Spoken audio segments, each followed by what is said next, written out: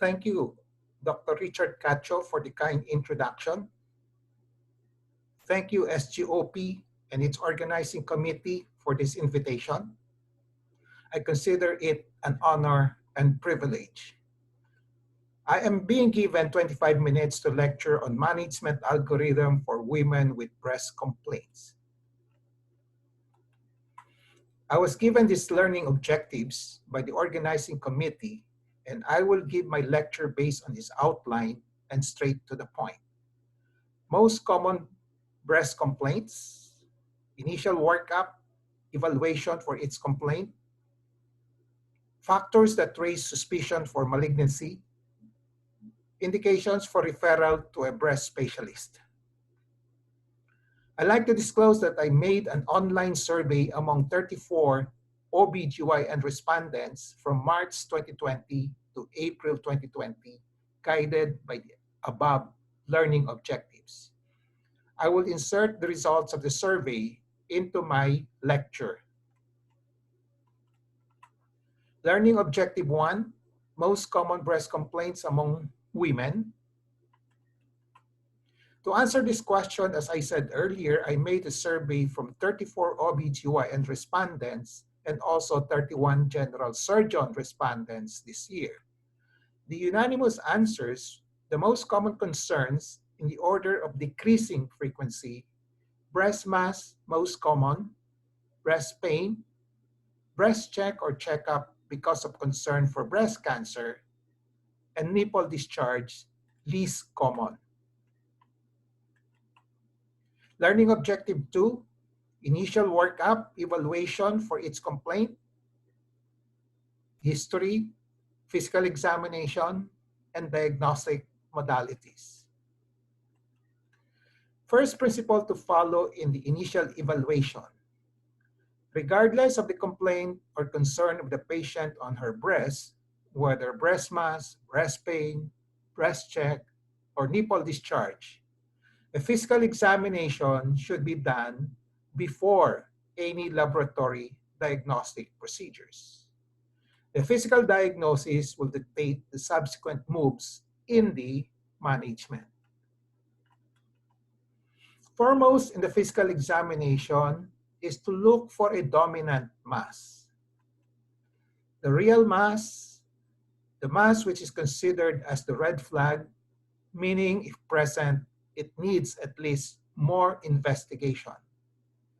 One should distinguish a dominant mass from the prominent and smooth or lumpy breast tissues, which are usually part of fibrocystic changes, which is considered normal and does not require surgical treatment. Here is the clinical diagnostic algorithm in patients with no dominant breast mass. No dominant breast mass found on physical examination in patients complaining of breast mass and in patients coming for a breast check. Your clinical diagnosis should be normal or fibrocystic changes. Breast pain with no dominant breast mass, your clinical diagnosis should be fibrocystic changes. Non-sanguineous nipple discharge with no dominant breast mass, your clinical diagnosis should be fibrocystic changes. Sanguineous nipple discharge with no dominant breast mass, your clinical diagnosis should be intraductal papilloma.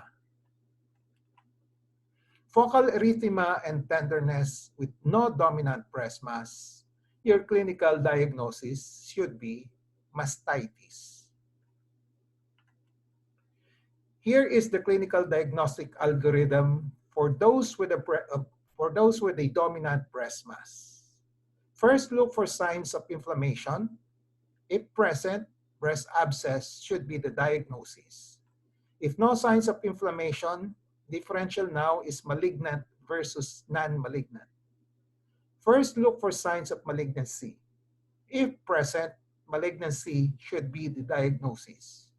If no signs of malignancy, more likely non-malignant and a benign disorder should be the diagnosis, more so if there are signs of benignity. To amplify and illustrate the use of the algorithm, look for signs of inflammation and infection, such as pus, erythema, tenderness, and fluctuancy of mass. If present, primary diagnosis is inflammatory or infectious mass, or specifically abscess of the breast.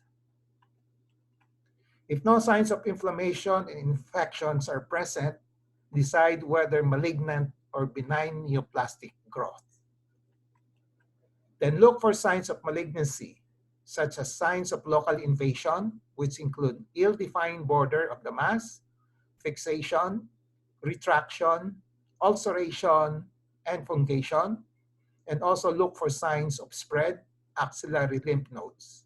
If present, suspect malignant mass.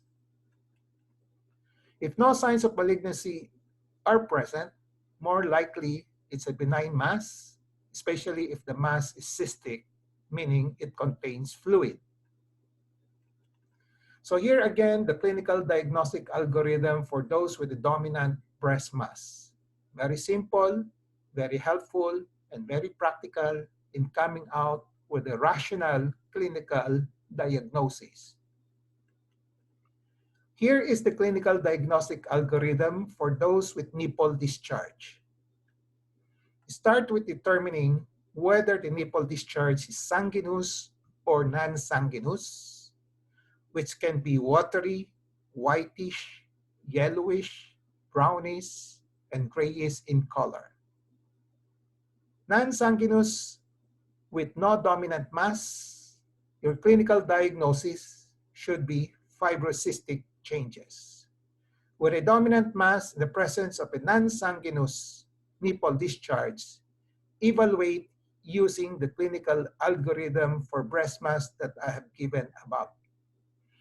Sanguineous with no dominant mass, your clinical diagnosis should be intraductal papilloma.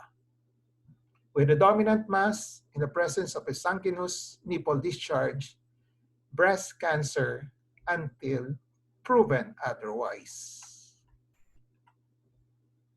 Here is the algorithm for the laboratory diagnostic procedure. The general indications are: 1, if you need to be more certain after an uncertain clinical diagnosis derived from history and physical examination. So you're not certain about your clinical diagnosis. As a rule, if one is quite certain of the clinical diagnosis, as high as 90% degree of certainty, there is no need for laboratory diagnostic procedure. Second general indication, if you need to be more certain to increase the degree of certainty up to 98-99% on the clinical diagnosis, because the definitive treatment would be extensive and mutilating, such as total mastectomy, chemotherapy, and radiotherapy. The specific indications consist of the following. If there is an uncertainty whether a dominant mass is present or not, request for ultrasound. If there is an uncertainty whether the dominant mass is malignant or benign, request for an ultrasound. Request for mammography only in patients 40 years old and older who came for a breast check and there is no palpable dominant mass, and the patients are very anxious of possible malignancy because of positive family history. A common question being asked, which one is better if you have to choose one, ultrasound or mammography? I answered this question in 2012 to 2013 by collecting on a consecutive basis ultrasound and mammography reports. I was able to compile 54 ultrasound reports and 45 mammography reports and compared the BI-RADS categorization. BI-RADS stands for Breast Imaging Reporting and Data System. It is currently the standard system of describing breast imaging findings and results. It has 6 categories, namely BI-RADS 0, incomplete, needs additional test; BI-RADS 1, negative; 2, benign findings; 3, probably benign; 4, suspicious for malignancy; 5, highly suspicious for malignancy; and 6, with known biopsy with proven malignancy. Findings of my personal series show the following. Of the 41 ultrasound reports with BI-RADS categorization, no radiologist gave a BI-RADS 0 assessment. All, 100%, had a committed categorization from BI-RADS 1 to 6. Of the 45 mammography reports with BI-RADS categorization, 33 or 73% gave a BI-RADS 0 assessment. Only 12 or 27% had a committed categorization from BI-RADS 1 to 6. Thus, for a more definitive report from the radiologist, if one is given only one imaging modality to request, ultrasound is the better option. I have shared with you the clinical diagnostic algorithm for patients with no dominant mass, with a dominant mass, and with nipple discharge. I have also shared with you the algorithm for laboratory diagnostic procedure. Aside from the diagnostic algorithms, I'd like to recommend mammopathology and pattern recognition to enhance your clinical eye.